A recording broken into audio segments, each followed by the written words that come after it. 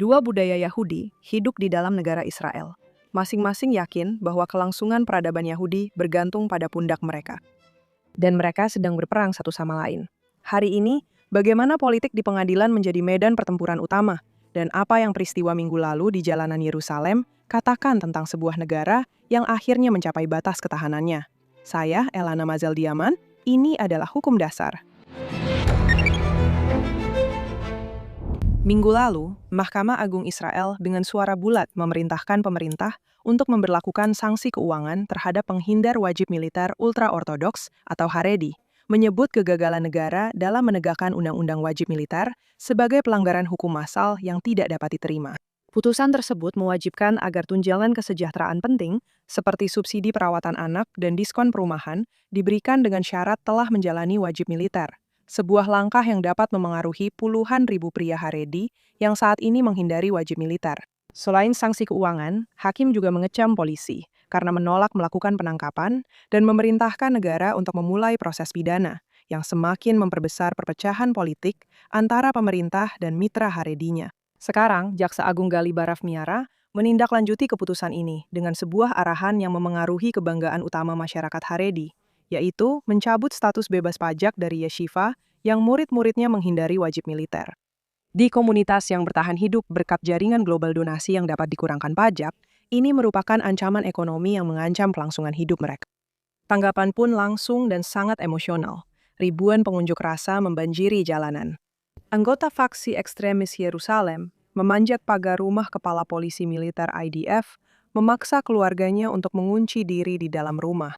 Di jalan raya, udara dipenuhi bau menyengat cairan skunk water dan asap dari bendera Israel yang dibakar. Sekarang pertanyaannya adalah, kemana kita akan melangkah dari sini? Dan apakah keputusan-keputusan ini kemungkinan akan membantu mencapai tujuan yang mereka nyatakan? Tapi itu membutuhkan pemahaman tentang bagaimana kita bisa sampai di sini sejak awal. Ada jawaban jangka pendek dan jawaban jangka panjang. Kita akan bahas keduanya. Kita mulai dengan yang jangka pendek. 2,5 tahun setelah perang, di banyak front, IDF kekurangan 12 hingga 15 ribu tentara. Sekitar 9 ribu diantaranya adalah pasukan tempur. Para tentara cadangan yang dulu hanya dipanggil selama 25 hari setiap beberapa tahun, rata-rata bertugas selama 136 hari hanya di tahun pertama perang saja. Komandan tempur, 168 hari. IDF memberitahu para tentara cadangan bahwa mereka akan bertugas selama 6 minggu pada tahun 2026. Bulan lalu, mereka menaikkan perkiraan itu menjadi 9 minggu karena Iran dan Lebanon. Tingkat bertahannya perwira karir sedang anjlok. Persentase perwira yang mengatakan bahwa mereka mungkin ingin menjadikan militer sebagai karir turun dari 83% pada tahun 2018 menjadi 63% saat ini. Dan di antara bintara, angkanya hanya 37%. Kepala Staf telah memperingatkan Perdana Menteri secara tertulis bahwa militer bisa, kutip, runtuh dari dalam tanpa perubahan mendasar dalam kebijakan personel. Di balik angka-angka itu ada keluarga. Lebih dari 1.100 tentara dan personel keamanan Israel telah tewas sejak 7 Oktober. 885 anak kehilangan orang tua, 351 janda. Para tentara cadangan menjalankan usaha yang nyaris tak sempat mereka urus. Pernikahan sedang mengalami tekanan, karir pun terhenti. Anak-anak tumbuh dengan satu orang tua yang pergi selama berbulan-bulan. Kini, di antara mereka yang bertugas, beban ini secara tidak proporsional menimpa komunitas religius nasional. Kelompok minoritas yang terdiri dari sekitar 12% warga Yahudi Israel dan merupakan blok pemilih sayap kanan utama, kelompok ini telah menanggung hampir 1/4 dari total hari dinas tentara cadangan sejak 7 Oktober. Jumlah mereka yang gugur juga secara tidak proporsional. Di negara ini, negara yang telah meminta hampir segalanya dari warganya, ada komunitas yang berjumlah lebih dari 1,4 juta orang yang tidak ikut menanggung beban khusus tersebut. Selama dekade terakhir, pendaftaran Haredi untuk wajib militer turun 36%. Sementara pendaftaran di yeshiva dan kohlil, lembaga pendidikan tinggi di masyarakat mereka, meningkat 83%. Dari sudut pandang mereka yang bukan bagian dari komunitas Haredi, dan bahkan beberapa yang ada di dalamnya, ini adalah situasi yang tidak adil. Orang-orang Israel sangat menyadari bahwa kita adalah bagian dari sebuah kolektif yang sangat bergantung pada pengorbanan diri dan dedikasi yang luar biasa, yang saat ini hanya ditanggung oleh sebagian masyarakat saja. Sekarang, manfaat ekonomi yang diterima oleh komunitas Haredi yang melindungi dan memungkinkan cara hidup pilihan mereka juga memperburuk ketegangan. Tidak sepenuhnya jelas seberapa besar manfaat tersebut, tetapi manfaat itu cukup besar. Sebuah studi dari Kohelet Forum memperkirakan bahwa kesenjangan ekonomi bulanan antara keluarga Haredi dan non-Haredi adalah sekitar 10.500 shekel. Keluarga Haredi menerima sekitar 4.000 shekel dalam bentuk manfaat bersih dari negara. Sementara keluarga non-Haredi yang membayar pajak membayar sedikit lebih dari 6.100 shekel kurang lebih. Penilaian yang lebih lunak oleh Moshe Keleman yang menulis di Sarih Iyun berpendapat bahwa metodologi dalam studi Kohelet ini melebih-lebihkan gambaran tersebut. Dia juga menunjukkan bahwa partisipasi angkatan kerja Haredi tidak serendah yang dibayangkan. Tingkat pekerjaan perempuan Haredi sekitar 80%, hampir sama dengan perempuan Yahudi non-Haredi. Dan laki-laki Haredi berada di angka 54% dibandingkan 87% untuk laki-laki Yahudi non-Haredi. Dan kesenjangan itu, meskipun nyata, hanya menghasilkan kekurangan sekitar 2% dalam total angkatan kerja nasional. Dia berpendapat bahwa masalah sebenarnya adalah jebakan wajib militer. Pria Haredi yang seharusnya bisa masuk ke dunia kerja di usia awal 20-an tidak bisa. Karena satu-satunya cara untuk menghindari wajib militer adalah tetap berada di yeshiva sampai usia 26 tahun. Pada saat itu, mereka sudah memiliki beberapa anak, tidak memiliki pelatihan profesional, dan tidak ada jalan realistis untuk memperbaiki keadaan. Sekarang, apapun penafsiran yang lebih mendekati kebenaran di sini, sesuatu akan segera berubah. Jajak pendapat menunjukkan masyarakat yang terpecah menjadi dua realitas yang tidak dapat didamaikan. Sekitar 84% masyarakat Yahudi mendukung wajib militer bagi Haredi, dengan dukungan yang sangat luas terhadap sanksi dan pencabutan tunjangan. Komunitas Haredi tetap hampir sepenuhnya tidak terpengaruh, memandang wajib militer sebagai ancaman eksistensial terhadap kehidupan spiritual mereka. Sekarang, kita harus kembali melihat dari sudut pandang sejarah yang lebih panjang. Dunia Haredi yang diwarisi Israel pada tahun 1948 hanyalah sebuah sisa. Yeshiva-yeshiva di Lituania, Polandia, dan Hungaria, lembaga-lembaga yang telah membentuk tradisi pembelajaran Yahudi selama berabad-abad, hampir sepenuhnya hancur. Sebagian besar guru dan murid mereka dibunuh dalam Holocaust. Yang tersisa datang ke Israel dan Amerika dengan satu tujuan: dibangun kembali. Dan meskipun dia sekuler dan bukan benar-benar pendukung lembaga keagamaan, Ben-Gurion melihat sisa-sisa ini dan membuat kompromi politik. Dia membebaskan 400 siswa yeshiva dari wajib militer agar mereka bisa membangun kembali apa yang telah dihancurkan di Kamkam. Namun, apa yang awalnya merupakan kompromi terbatas kemudian diperluas. Pemerintah demi pemerintah, baik dari kiri maupun kanan, menjadikan hal ini sebagai kartu tawar utama untuk mendapatkan suara Haredi dalam setiap koalisi. Hampir 80 tahun kemudian, komunitas Haredi telah membangun sekolah-sekolah, lingkungan-lingkungan, idiom-idiom sendiri, media terpisah, serta sistem politik yang memajukan kepentingan unik mereka. Mereka juga telah membangun hal-hal yang ingin dipertahankan oleh masyarakat manapun. Penekanan pada pembelajaran yang jarang bisa ditandingi oleh komunitas lain. Jaringan amal yang padat, amal medis, khususnya peminjaman peralatan medis Yad Saras, relawan penolong pertama Hatzalah, dan banyak dana serta lembaga pinjaman tanpa bunga lainnya, yang pada suatu saat pasti pernah diandalkan oleh setiap tentara cadangan Israel atau keluarga pekerja. Namun yang paling penting, di samping hal-hal tersebut, mereka telah membangun teologi pemisahan diri yang jelas. Ini adalah komunitas yang meyakini dirinya masih dalam pengasingan, menjaga kelangsungan orang Yahudi melalui studi Taurat dan teks-teks Yahudi. Negara Israel memandang dirinya sedang menjalankan misi bersejarah untuk menulis sejarah Yahudi ke depan, tetapi masyarakat Haredi tidak memiliki ambisi seperti itu. Mereka hanya memiliki satu prioritas, yaitu menjaga apa yang hampir punah dan menjaga bara tradisi keilmuan Yahudi, serta kelangsungan orang Yahudi tetap hidup. Budaya arus utama bagi mereka merupakan ancaman terhadap misi tersebut. Asimilasi adalah pemusnahan. Dan setidaknya sebagian dari komunitas Haredi mengatakan bahwa mereka lebih memilih mati daripada mengambil risiko anak-anak mereka menjadi sekuler. Sekarang, sebagian besar orang yang mendengarkan podcast ini mungkin tidak setuju dengan pandangan-pandangan ini, dan itu tidak masalah, saya juga tidak. Tapi, kamu tidak bisa menyelesaikan masalah ini tanpa benar-benar memahami premis-premis tersebut dan mempertimbangkannya saat merancang sebuah solusi. Kamu membutuhkan tempat di mana pandangan dunia yang tampaknya tidak dapat didamaikan antara kalangan Israel arus utama dan komunitas Haredi dapat bertemu, bernegosiasi, dan merencanakan jalan menuju integrasi yang bertahap, saling menghormati, dan sehat. Idealnya, itulah tempat di mana politik demokratis bisa membuat perbedaan, dan pada beberapa titik sudah mencoba melakukannya. Namun yang terjadi dalam praktiknya adalah politik demokratis ini seringkali justru memperkuat masalah, dengan partai-partai Haredi menegosiasikan subsidi besar-besaran untuk lembaga pendidikan mereka, pembebasan wajib militer yang terus berlanjut, dan penyaluran kesejahteraan sebagai imbalan atas dukungan politik.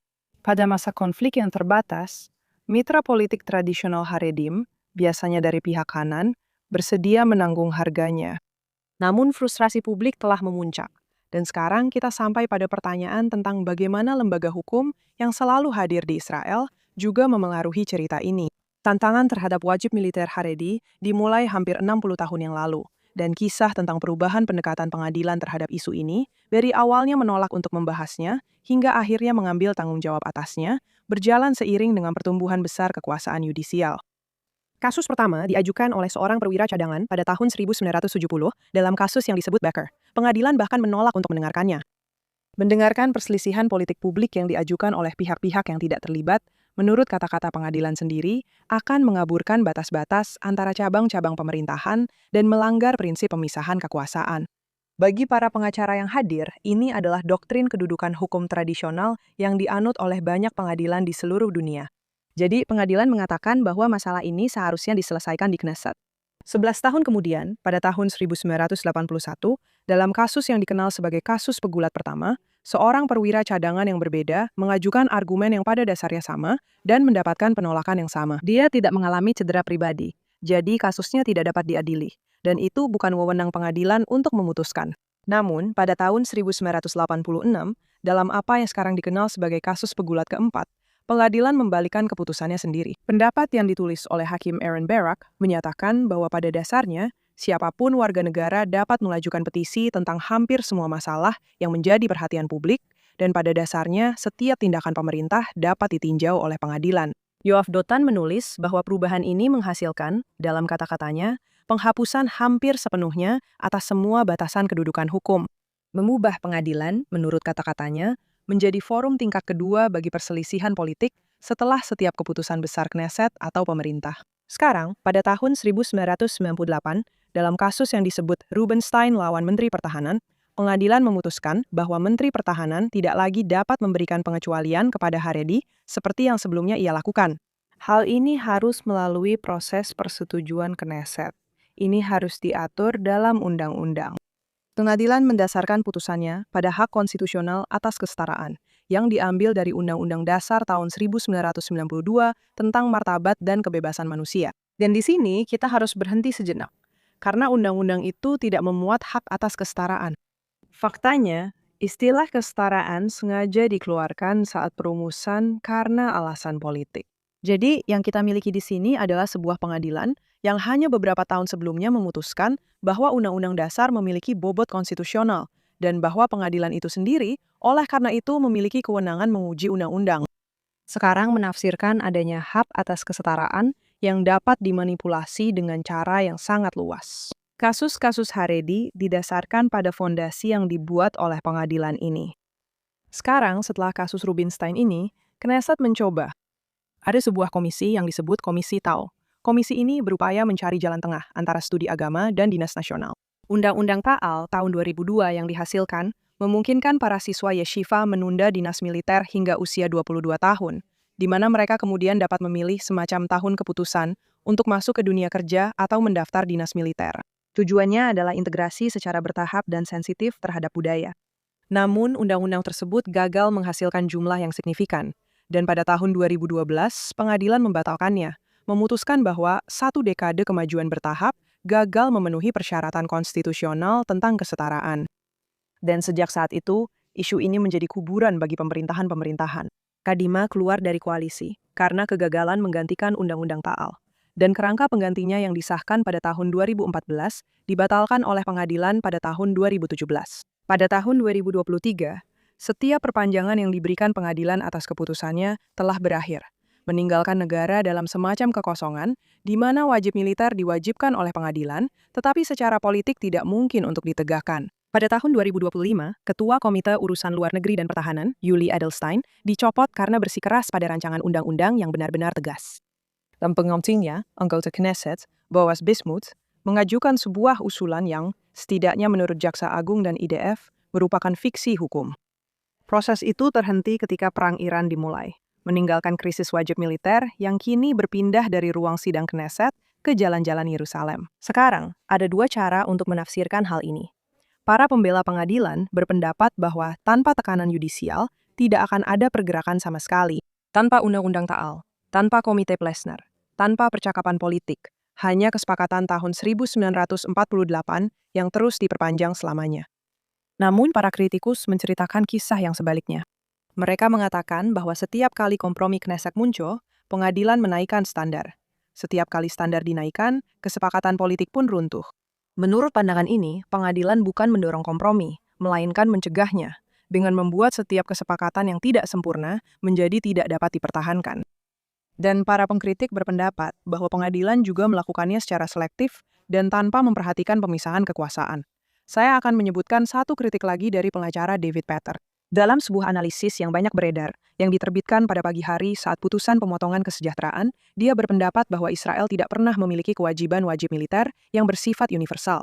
Secara hukum, hanya mereka yang menerima surat panggilan wajib militer pribadi dari seorang perwira IDF yang ditunjuk yang diwajibkan untuk bertugas.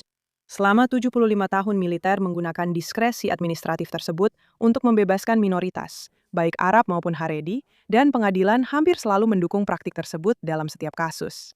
Namun, dengan secara khusus menjadikan kaum Haredi sasaran khusus sekarang, Pater mengatakan bahwa pengadilan telah menciptakan fiksi hukum kesetaraan versinya sendiri dan melewati batas yang radikal, menurutnya, beralih dari membuat hukum dari kursi hakim menjadi mengeluarkan perintah langsung, secara langsung memerintahkan IDF untuk mengeluarkan surat panggilan wajib militer dan polisi untuk melakukan penangkapan. Namun, bahkan jika memberikan penafsiran paling luas sekalipun kepada pengadilan, masih ada pertanyaan lain. Apakah pengadilan benar-benar dapat mewujudkan apa yang sekarang mereka perintahkan? Dan itu tidak begitu jelas. Kita bisa melihat pada konteks lain. Ilmuwan politik Gerald Rosenberg menerbitkan sebuah buku tentang hal ini pada tahun 1991 yang berjudul The Hollow Hope. Kasus utamanya adalah Brown versus Board of Education, putusan tahun 1954 yang memerintahkan desegregasi sekolah negeri di Amerika. Rosenberg menunjukkan bahwa 10 tahun setelah Brown, hanya sekitar 2% anak-anak kulit hitam di Amerika Serikat bagian selatan yang bersekolah di sekolah terintegrasi. Yang akhirnya menghasilkan perubahan adalah Undang-Undang Hak Sipil tahun 1964 dan Undang-Undang Hak Pilih tahun 1965. Undang-undang yang disahkan oleh Kongres dengan penegakan dari eksekutif sebagai respons terhadap gerakan politik massal. Sekarang, sejarawan hukum Harvard, Michael Klarman, memiliki pandangan yang berbeda. Buku pemenang penghargaannya, Dari Jim Crow ke Hak Sipil, berpendapat bahwa meskipun Brown tidak secara langsung mengakhiri segregasi di selatan, keputusan itu menciptakan kondisi politik yang memungkinkan desegregasi terjadi. Dengan memicu reaksi balik yang begitu brutal, sehingga opini publik akhirnya berbalik menentangnya.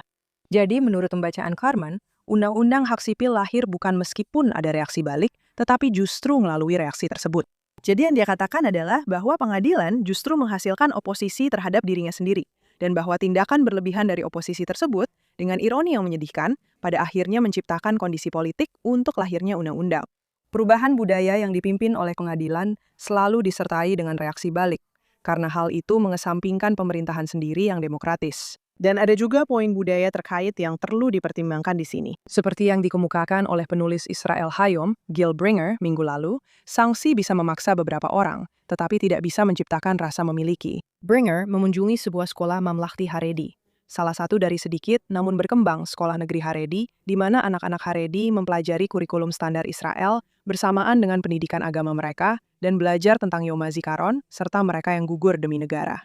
Namun saat ini, sistem tersebut hanya melayani kurang dari 10% siswa Haredi, dan sebagian besar anak-anak Haredi bersekolah di institusi di mana kehidupan sipil Israel secara sengaja tidak diajarkan. Jadi maksudnya adalah ketika seorang Haredi berusia 18 tahun menerima surat wajib militer, dia telah menghabiskan 18 tahun di dalam sistem pendidikan yang didanai dan diberi izin oleh negara. Tetapi sistem itu memang dirancang untuk menghasilkan warga negara yang tidak melihat dirinya sebagai bagian dari narasi kewargaan Israel. Meskipun rezim sanksi yang keras terasa memuaskan secara emosional bagi publik yang sudah memberikan segalanya, hal itu mungkin sebenarnya tidak menghasilkan perubahan budaya yang kita harapkan terjadi di kalangan masyarakat Haredi. Inti pendapatnya adalah, jika setiap anak Haredi berusia 18 tahun dipaksa untuk datang ke pusat penerimaan militer besok, IDF akan berhadapan dengan tentara-tentara yang marah dan tidak termotivasi. Dari komunitas yang, menurut sudut pandang mereka, telah diberitahu bahwa negara akhirnya mengincar mereka. Jadi, apa yang harus dilakukan sekarang? Ini adalah peringatan keras lainnya bahwa politik di Israel sangat menghargai perwakilan dari berbagai kelompok masyarakat, sambil memberikan pengaruh yang tidak seimbang kepada sektor-sektor ini dalam pembentukan koalisi. Dan itu adalah sesuatu yang perlu diingat seiring berjalannya proyek reformasi hukum dan pemerintahan Israel, menstabilkannya dan membuatnya berkelanjutan. Namun, bahkan di tengah tuntutan mendesak di bidang keamanan dan ekonomi, dan memang itu sangat mendesak, kita tetap perlu memperhatikan apa yang sebenarnya bisa membawa kita lebih dekat ke tujuan. Sektor Haredi harus bertanggung jawab atas dirinya sendiri, yang tidak akan mereka lakukan selama mereka percaya bahwa mereka bisa mendapatkan subsidi besar yang mereka inginkan. Benar. Namun, masyarakat Israel juga harus menuntut akuntabilitas dari dunia politiknya. Masyarakat harus lebih mengutamakan gagasan daripada figur, dan menolak budaya boikot politik yang sejak awal membuat Haredi menjadi mitra koalisi yang sangat penting. Dan pengadilan, pada bagiannya, harus menunjukkan sikap menahan diri dan menghormati lembaga-lembaga demokrasi Israel serta masyarakatnya. Jika Knesset bergerak menuju koalisi luas berbasis Zionis untuk mengatasi masalah ini dan menjalin hubungan dengan kalangan Haredi moderat, mereka dapat mengadopsi kebijakan yang menyeimbangkan kebutuhan mendesak negara dengan akomodasi keagamaan. Inilah jalan menuju jalur yang lebih bertahap, penuh hormat, dan berkelanjutan dibandingkan dengan keputusan sepihak pengadilan. Namun di atas segalanya, sebuah bangsa yang berkomitmen pada pelestarian kehidupan dan identitas Yahudi juga harus mengutamakan saling menghormati dan kerjasama. Dan kita harus ingat, membangun negara adalah sebuah maraton, bukan lari cepat. Sebuah demokrasi yang tidak sabar dengan prosesnya sendiri, pada akhirnya akan kehilangan keduanya. Sampai jumpa minggu depan.